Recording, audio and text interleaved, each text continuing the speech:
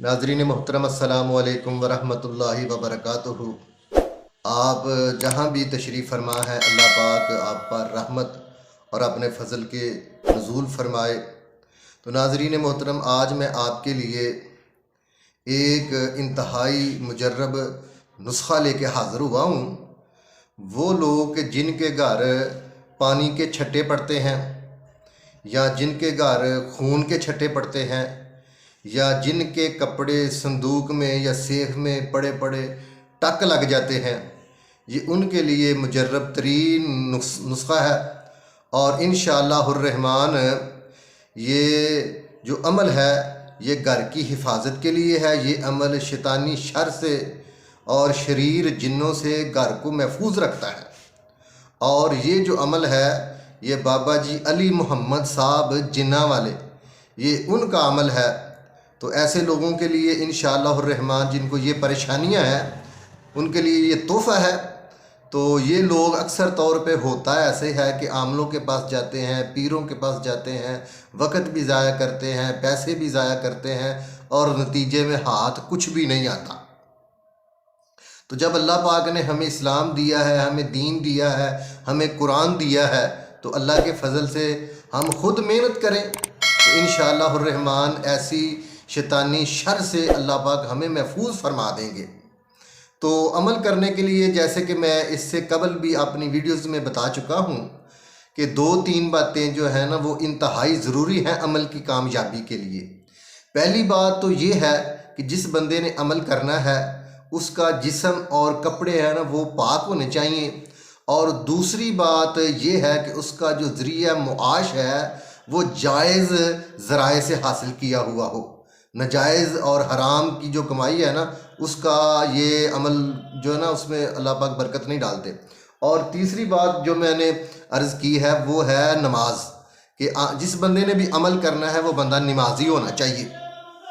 तो नाज़रीन मोहतरम आपने करना क्या है कि आप ऐसे घर, जिस घर में पानी के या खून के छट्टे पड़ते हैं या कपड़ों में टक लग जाते हैं, या ऐसे लगता है जैसे कमरे में सेन में कोई आदमी चल रहा है, फिर रहा है, आहटें महसूस होती हैं, उनके लिए है। तो आपने उस घर के चारों कोनों से मिट्टी ले लेनी है।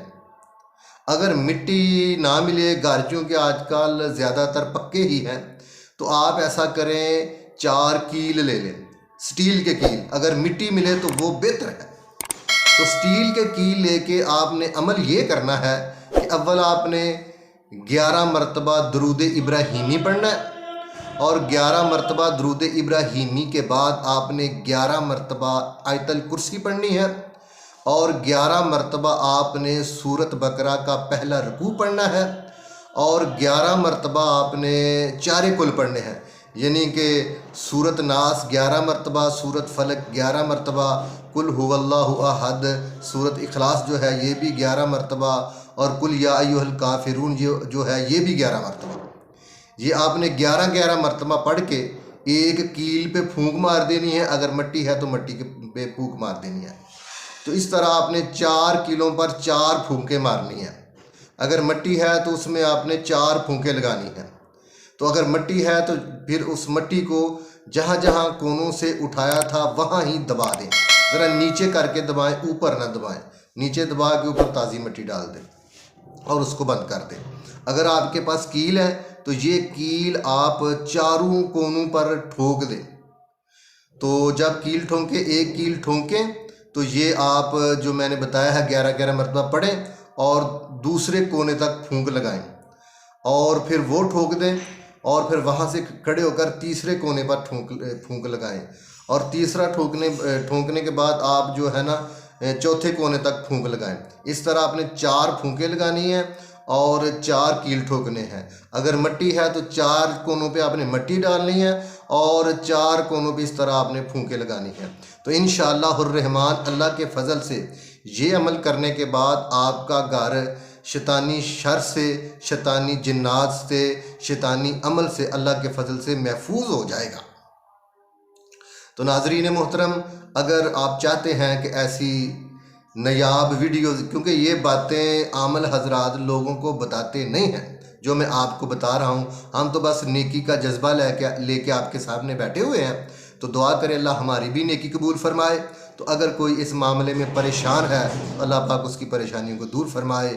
تو اگر آپ چاہتے ہیں کہ ایسی ویڈیوز آپ تک پہنچتی رہے تو ہمارے چینل کو سبسکرائب کریں، لائک کریں، شیئر کریں، کمنٹس کریں۔ السلام علیکم ورحمۃ اللہ وبرکاتہ۔